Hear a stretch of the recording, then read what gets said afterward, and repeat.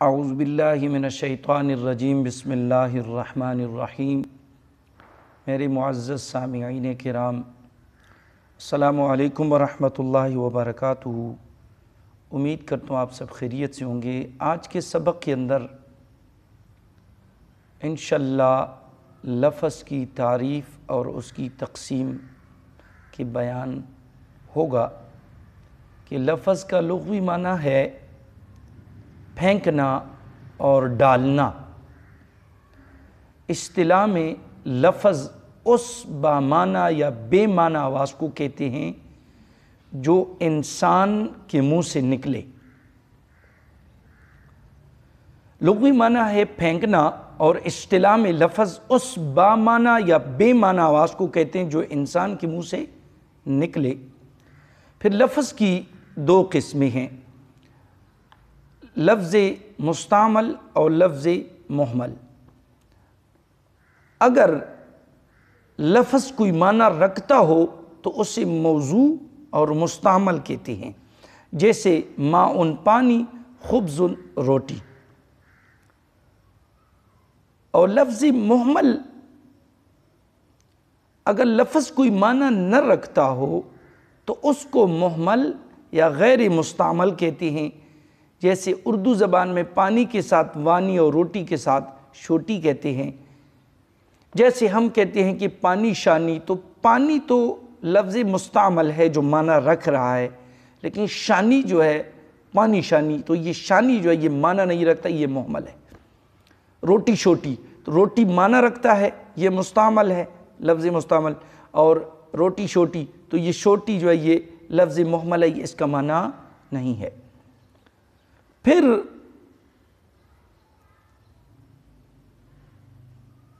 لفظ کی موضوع کی دو قسمیں ہیں، یعنی لفظ مستعمل کی دو قسمیں ہیں۔ لفظ مستعمل کی دو قسمیں ہیں، مفرد اور مرکب۔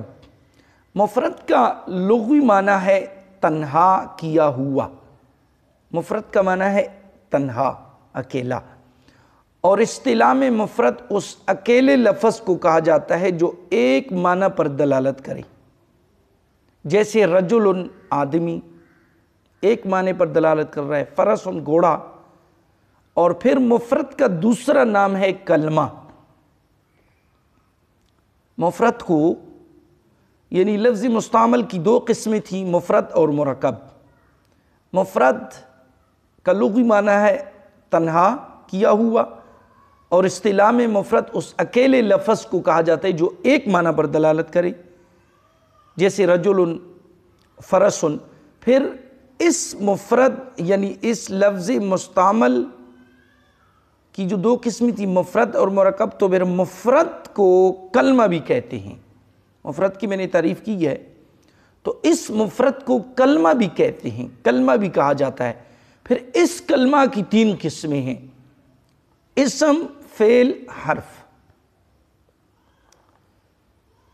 اسم کا لغوی معنی ہے بلندی، اور اصطلاح میں اسم اس کلمہ کو کہا جاتا ہے جو مستقل معنی پر دلالت کرے، یعنی اپنے معنی پر دلالت کرنے میں کسی دوسرے کلمے کا محتاج نہ ہو، اور تینوں زمانوں میں سے کوئی زمانہ اس میں نہ پایا جائے۔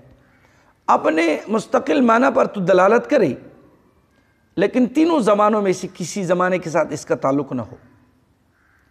اور جو فعل ہے یہ اس کلمہ کو کہا جاتا ہے جو اپنے معنی مستقل پر دلالت کرے اور تینوں زمانوں میں سے کسی زمانے کے ساتھ اس کا تعلق ہو، جیسے ضربہ ماضی کے ساتھ اس کا تعلق ہے، یضرب یہ مضارع ہے، اس میں حال کا بھی معنی پایا جاتا ہے اور فیوچر کا، مستقبل کا معنی بھی پایا جاتا ہے۔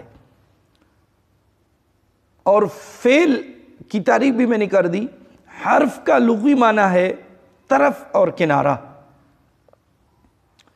اصطلاح میں حرف اس کلمے کو کہا جاتا ہے جو مستقل معنی پر دلالت نہ کرے اور اپنے معنی پر دلالت کرنے میں کسی دوسرے کلمے کا محتاج ہو، اور تینوں زمانوں میں سے کوئی زمانہ اس میں نہ پایا جائے، یعنی اپنے معنی پر مستقل دلالت بھی نہ کرے اور تینوں زمانوں میں سے کسی زمانے کے ساتھ اس کا تعلق بھی نہ ہو۔